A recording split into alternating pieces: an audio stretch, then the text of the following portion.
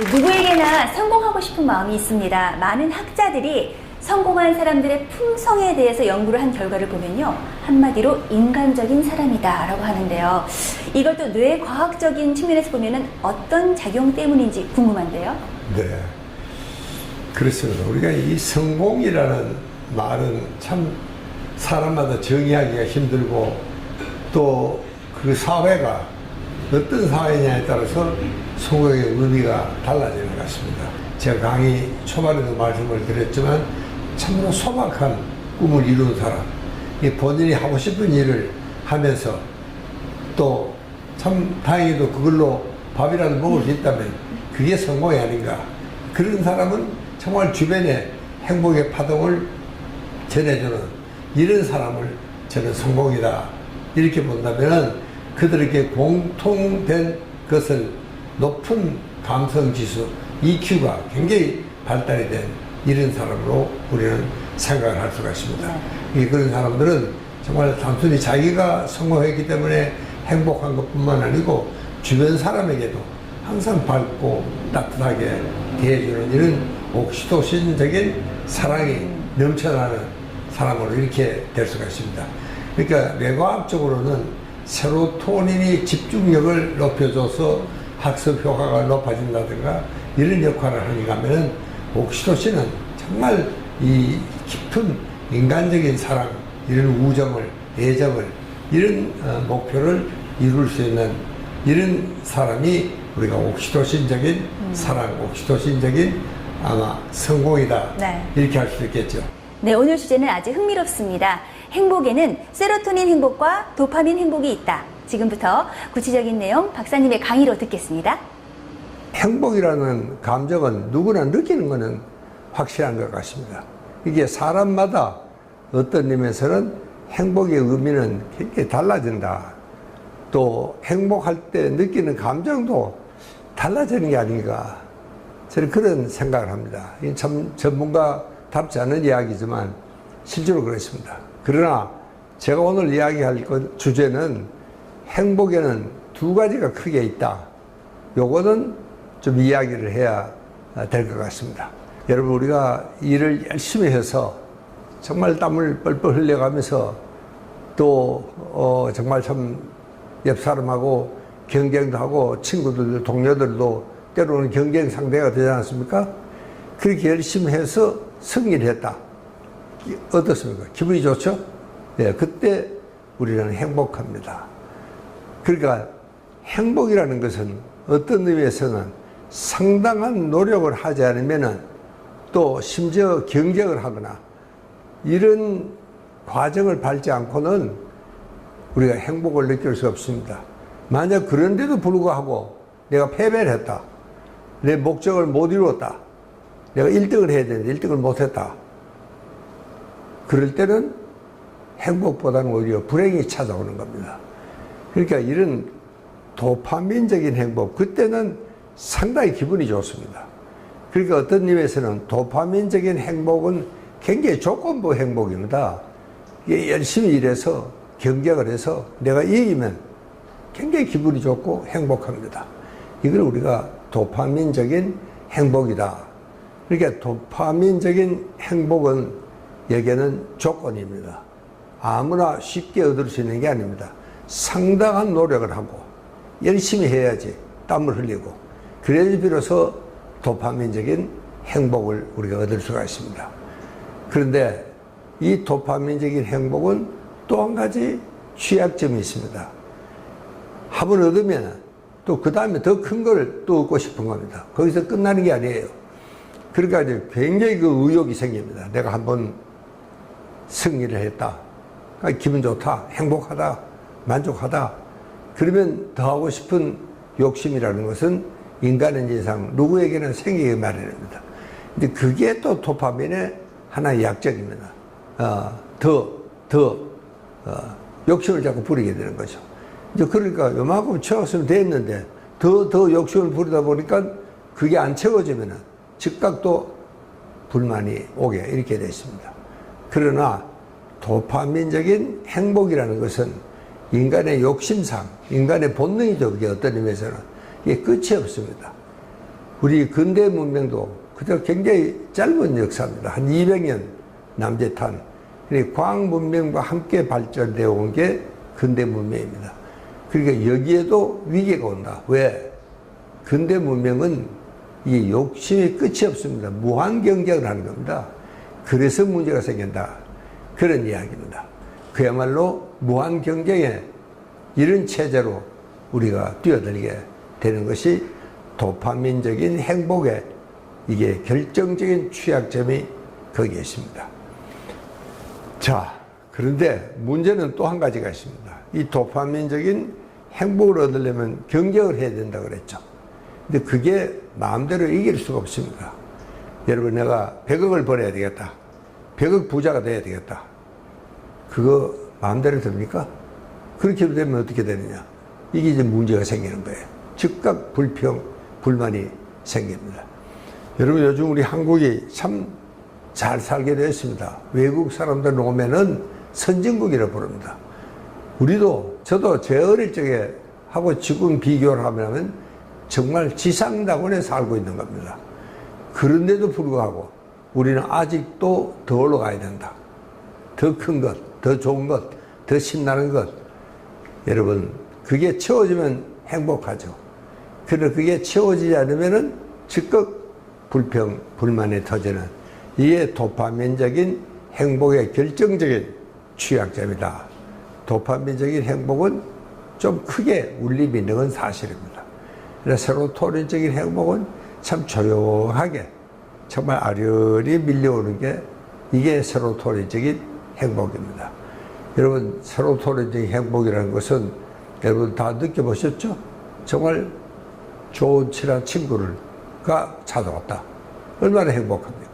우리가 그 친구가 또 길에 가다가도 정말 우리가 어떤 명제에 대해서 또 영화든 뭐 정말 광고든 잡지든 내가 공감을 느끼면 또 행복해집니다. 아, 이 사람은 어떻게 해서 이런 생각을 했을까? 어떻게 이런 글을 썼을까? 어떻게 이런 사진을 찍었을까? 이런 생각을 하게 되면은 정말 함께 공감대가 형성이 되죠. 그것도 행복합니다. 또 내가 커피 한 잔을 즐거운 마음으로 대접을 하면 그것도 또 행복합니다. 그렇게 어떤 의미에서는요, 우리가 행복에서 받는 것보다 주는 것이 더 행복하다. 이런 이야기를 우리가 많이 하고 있습니다. 그러니까 세로토닌적인 행복은 언제든지 자기 마음대로 베풀 수가 있고 만들 수가 있다는 것이 특징입니다. 이게 이제 아까 우리가 이야기했던 도파민적인 행복과는 전혀 다른 이런 점입니다. 여러분, EQ라는 말 많이 들어보셨죠? 한때 아주 유행을 했습니다. EQ는, 그래서 성공은, 입사는 IQ, 성공은 EQ. 이게 이제 그대로 해석하면은 감정 IQ다. 감정 지능 지수다.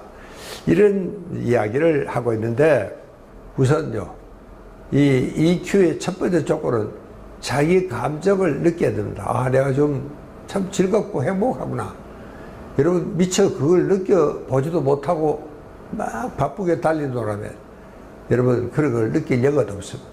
여러분, 내가 천천히 가면 정말 길 옆에 핀 정말 작은 꽃 한 송이도 우리는 공감을 느끼고 행복할 수가 있습니다. 그리고 여러분, 우리가 이 세로토닌 행복의 조건 중에서 공감력을 여러 번 이야기를 했습니다. 공감을 느낄 때. 그리고 이 조절 능력이 있어야 됩니다. 내가 정말 감정이 난다고 그걸 그대로 다 표현해서는 인간관계가 될 수가 없죠. 제일 중요한 것은 우리가 평상심을 유지하도록 적절하게 폭력성인 또 너무 흥분하거나 너무 불벌 뛰거나 이런 것을 우리가 조절해야 됩니다. 조절을 할 수 있는 능력이 있다는 것은 굉장히 중요한 이런 그 조건 중에 하나입니다. 그 다음에는 뭐니 하더라도 우리가 원만한 사회적인 관계를, 그렇게 우리가 이 사회생활을 해보면은 좀 별난 사람이 있습니다. 굉장히 까다로워요. 뭐 그리고 적당히 하면 되는데 굳이 그걸 따지고 막 화를 내고 이렇게 되면은 조직 생활이 되지가 않습니다.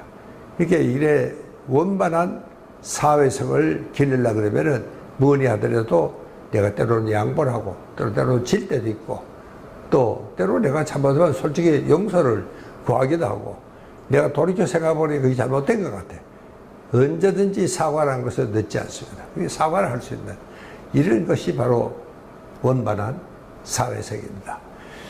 그 다음에 이제 우리가요, 모든 것을 이게 부정적으로 보는 사람이 있습니다. 야, 그거 뭐 그리 좋아. 항상 이 빈정거리고 세상을 비관적으로 보고 또 이게 뭐 안 될 것 같다. 김색이 만드는 겁니다. 우리 뭐 하자. 야, 그걸로 그래야 되겠어? 그리고 꼭 그 딴지를 거는 친구들이 있습니다. 이런 정서를 갖고 있는 친구들은 절대로 사회적으로 성공할 수가 없습니다. 그러니까 이게 긍정적인 생각을 할 수 있는 성품, 이것도 EQ의 중요한 조건입니다. 그 다음에 우리는요, 한번 마음 먹으면 지속을 해야 됩니다. 계속을 해야 돼요. 그래서 요즘은 이제 서스테이너블 하는 이야기를 많이 합니다. 계속해서 해야 된다. 그 한 번 좋다고 잠깐 하는 게 아니고 계속해서 할 수 있는 힘, 이게 바로 인간관계를 좋게 하고 사회적인 관계를 좋게 하고 바로 사회적인 성공을 얻게 하는 하나의 중요한 요건이 될 수 있습니다. 여러분, 이렇게 이제 설명을 하고 보니까 아하, 이게 세로토닌이나 이 EQ나 같은 거구나. 세로토닌적인 행복과 EQ는 같은 것이다. 거의 같은 것이라 그래도 다르지가 않습니다. 여러분, 우리 이마 바로 뒤에 있는 이게 전두엽입니다. 이것은요, 인간이 인간스럽게 만드는 모든 기능은 전두엽입니다. 그러니까 모든 사회적으로 성공을 얻었는데 재수가 있어서 그러나 인간 같지가 않습니다. 저때 인간이 어째 저래? 그런 쪽으로 만약에 지탄을 받는 사람이 되면은 이 사람은 전두엽 미숙하다. 우리는 그렇게 진단을 합니다. 이런 사람들은 제일 중요한 게 변연계 감정 조절이 잘 되지 않으니까 인간관계가 잘 안 되죠. 그러니까 세로토닌 분비가 잘 될 수는 없죠. 여러분, 전두엽은 항상 좋은 것만 있는 건 아닙니다. 전두엽은 나쁜 부정적인 정서도 만드는 게 전두엽입니다. 질투, 시기, 싸움, 공격적인 것, 그 다음에 뭐 이렇게 전투적인 이런 불행이라든가 모함을 한다든가 이런 것도 이 전두엽이 만들어내는 겁니다. 그렇게 전두엽은 꼭 긍정적인 것만이 아닙니다. 부정적인 것도 있습니다. 근데 이거를 잘 조절해야 되는데 이게 조절하는 거 그냥 다 들어가면은 바로 이 사람은 전두엽 미숙합니다. 여러분, 내가 여기서 꼭 말씀을 드리고 싶은 것은요, 전두엽은 굉장히 고급스러운 감정, 이 판단력, 또 이 사물을 보는 능력이라든가 이것이 굉장히 예민하고 고급스럽기 때문에 70대가 되면 다른 뇌 부위는 한 6%가 위축이 됩니다. 뇌는 늙으면 위축이 됩니다. 자연적으로. 그런데 이 전두엽은 관리를 잘못하면 29%나 위축이 된다. 이런 보고가 있습니다. 그래서 우리가 전두엽 관리는 정말 잘해야 된다. 그런 이야기입니다. 자, 그 다음에 내가 이 전두엽 관리에 대한 몇 가지 정신과 의사로서 팁을 드리려고 합니다. 첫째, 전두엽은요, 우리 정서 관리를 잘 해야 되기 때문에 감독을 잘 해야 됩니다. 변정계가 활성화되고 또 전두엽을 아주 부드럽게 만들어서 조화롭게 만드는 이런 사람이 감독을 잘합니다. 그 다음에는 항상 전두엽은요, 지적 자극, 지적 쾌감을 줘야지 이게 젊음과 건강의 비결입니다. 그 다음에 주인의식이 철저해야 됩니다. 그 다음에 전두엽에 뭐니 해도 제일 중요한 것은 창조성입니다. 전두엽이 기능을 못하면 창조적인 작업을 못하게 이렇게 되어 있습니다. 그리고 뭐니 해도 전두엽이 잘 발달돼야지 자기를 돌아보는 자기 성찰력이 생긴다. 그런 이야기입니다. 그리고 전두엽은 이게 새로운 일에 도전합니다. 여러분, 우리가 새로운 일에 도전할 때는 약간의 모험심과 약간의 불안과 또 약간의 용기가 필요합니다. 그렇게 정말 세계의 마지막 순간까지 새로운 일에 도전하면 이게 바로 전두엽을 젊게 할 수 있는 또 활성화되는 이런 계기가 될 수 있습니다. 그리고 전두엽은 뭐래도 인간성이니까 정말 작은 것도 나누고 베풀고 이렇게 해야 돼요. 그리고 특히 이제 나이가 들수록 이제 우리가 사회에 큰 빚을 지고 살고 있습니다. 우리가 살고 있는 게 아니고 살려지고 있다. 우리 형제들에 의해서 또 우리 회사도 마찬가지고 이런 생각을 우리가 할 수 있어야 되겠다. 그 다음에 이제 참 원대한 이상과 목표를 갖고 있어야 됩니다. 여러분 이게 유전인자의 특성입니다. 내가 정말 이 인류 복지를 위해서 정말 이룰 수 없는 큰 목표를 갖고 있으면은 우리는 늙지도 않고 병들지도 않고 죽지도 않는다. 그 다음에는 이제 내가 이 감성 출입이라는 말을 제가 쓰는데 이것은 정말 낮은 곳에도 여행도 가고 새로운 것도 한번 해보고 약간의 모험심, 약간의 또 이런 도전적이고 진취적이고 변화가 따라오는 이런 일도 우리가 함께 할 수 있어야 되겠다. 이런 것들이 전부 다가 전두엽을 관리하는데 좋은 팁이 되고 여러분 이걸 잘 명심을 하셔야 됩니다. 전두엽이 늙으면 사람이 늙습니다.